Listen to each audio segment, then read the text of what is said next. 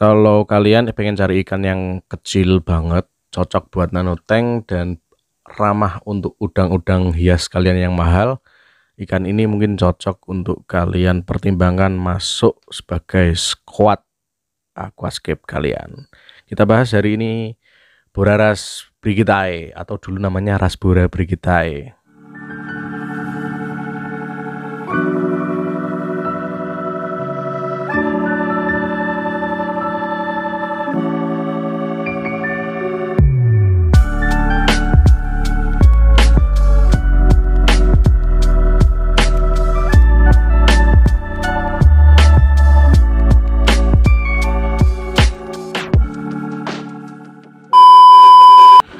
Yuhu, kembali lagi bersama saya Aji Bella di channel YouTube Aquascape Salatiga di segmen yang tayang setiap hari Minggu, segmen Basah Mas. Bahas satwa akuatik hari Minggu di Aquascape Salatiga. Oke, bolo-bolo, jangan lupa untuk like, komen, dan subscribe agar channel ini terus berkembang dan konten kreatornya makin semangat untuk bikin konten. Jangan lupa ya di like, komen, subscribe. Bagi teman-teman yang mau request juga bisa request atau tanya-tanya bisa tulis di kolom komentar ataupun juga bisa DM saya. Follow juga Instagram saya di @ajibella. Bisa DM tanya-tanya, "Bang, iwak kok matinan ngopo, Bang?" Nah, gitu.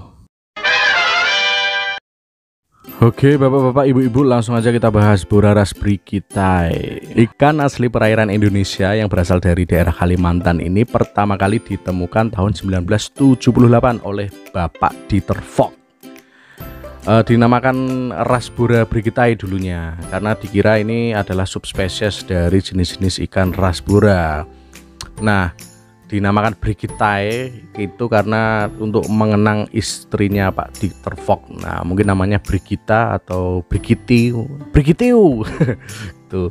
Nah, uniknya untuk nama Boraras ini adalah merupakan anagram dari Rasbora. Jadi dibolak-balik itu.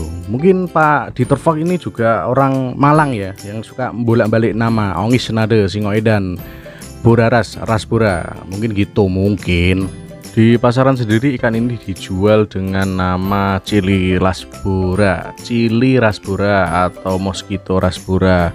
Cili itu mungkin karena dia itu merah, kemudian Mosquito Rasbora konon katanya karena ukurannya itu sebesar nyamuk. Kecil banget ikan ini, makanya cocok banget untuk tank nano kalian. Biasanya dijual meskipun kecil ini harganya juga lumayan, ini agak mahal 5.000 sampai 15.000 di pasaran sendiri.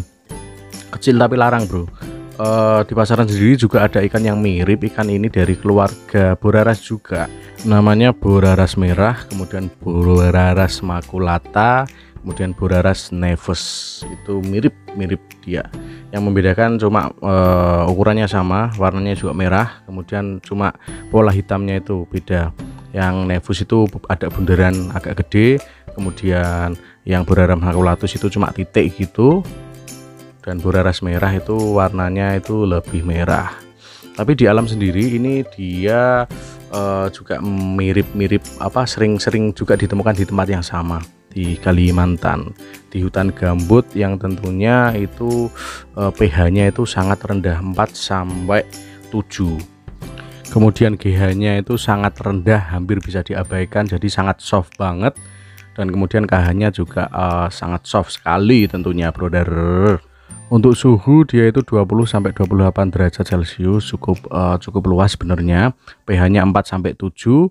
Kekerasan air itu cuma 18 sampai 180 ppm. Nah, itu yang membuat ikan ini ya agak susah dipelihara untuk pemula, karena biasanya pemula nggak pernah ngukur air ppm-nya berapa, langsung masukin gitu aja. Nah, paling aman kalau kalian mau pelihara ini pakai air mineral, atau kalau enggak pakai air RO, atau kalau paling enggak modal nampung air hujan di dalam tong. Kalau tanknya kecil sih masih oke sih, tapi kalau pakai air sumur itu kan kadang enggak terukur toh. Tapi kalau pakai air-air yang udah tak sebutin tadi bisa dijamin TDS-nya itu cukup rendah. Ikan ini pasti bakalan suka. Kemudian tingkat kesulitan yang kedua itu kadang setup tanknya. Kalau arusnya terlalu besar juga dia bakalan kawurung, ikannya kecil-kecil. Kemudian karena ukurannya kecil, dia itu riskan banget kesedot sama skimmer, sama juga kesedot sama inlet filter. Inlet apa outlet? Inlet, berarti inlet filter itu dia sering banget kesedot. Makanya jangan heran kalau ikan ini loh, aku beli 10 kok tinggal 3, tinggal 4. Nah itu kadang dia itu kesedot. Kalau loncatnya itu tidak begitu sebenarnya seperti jenis-jenis rasbora lain, cuma dia itu loh kesedotnya itu loh. Kemudian jenis-jenis ikan yang gede kadang juga iseng sama dia, apalagi yang ikan yang gede kayak model Sherpy, mending nggak usah. Kalau mau gabung ikan yang neon kemudian amande yang kecil-kecil itu bolehlah digabung. Intinya kita berusaha menghindari ikan yang ukuran mulutnya itu sama atau lebih besar daripada ikan ini, karena ikan ini ukurannya cukup kecil, ukurannya 1 cm sampai 2 cm aja maksimal loh ya, itu kecil banget. Cocok banget untuk tank nano. Kalau kalian mau pengen tank nano yang ikannya bisa schooling, nih pilih ikan ini, super pokoknya. Setup tank yang baik sebenarnya kalau untuk dia adalah blackwater ya, blackwater yang pH-nya itu sangat rendah. Kemudian untuk cahaya jangan terlalu tinggi karena dia itu biasa di hutan gambut yang airnya coklat kemudian tertutupi oleh daun-daun godong-godong itu.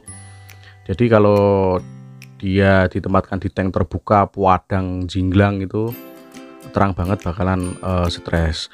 Kemudian untuk tank match yang ideal untuk ikan ini adalah ikan yang ukuran mulutnya itu kecil-kecil, tidak segede ikan ini atau bahkan lebih besar. Nah, ikan-ikan yang bisa digabung kayak jenis-jenis rasbora dari Myanmar itu, rasbora galaxy, rasbora erythromicron, kemudian otosynchus boleh, Corydoras boleh, apalagi Corydoras pygmy. Nah, kalau kalian mau kolektor ikan-ikan mini ini cocok. Kemudian sudah Danio rasbora galaxy tadi udah tak sebutin ya. Kemudian nah udang hias cocok banget digabungin sama ikan ini. Udang hias baik itu jenis udang-udang ceri maupun udang-udang caridina, udang-udang red bee, black bee, boleh dicampur ikan ini karena juga berbagi parameter air yang sama, sangat soft gitu brother. Nah selain itu dia juga tetap harus schooling 8 sampai 10 ekor di dalam community tank. Kalau satu tok ya dia bingung, tengok-tengok, celingak-celinguk, pelongo-pelongo, nggak ada temennya.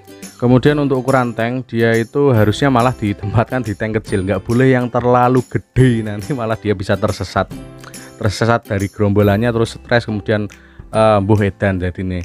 Nah dia ditempatkan di tank kecil aja. Tank soliter cupang pun boleh lah, mau bikin aquascape soliter cupang kasih ikan ini boleh, tapi ya kalau dicampur cupang yang gede-gede ya resiko, mending ikan ini schooling di tank yang nano gitu.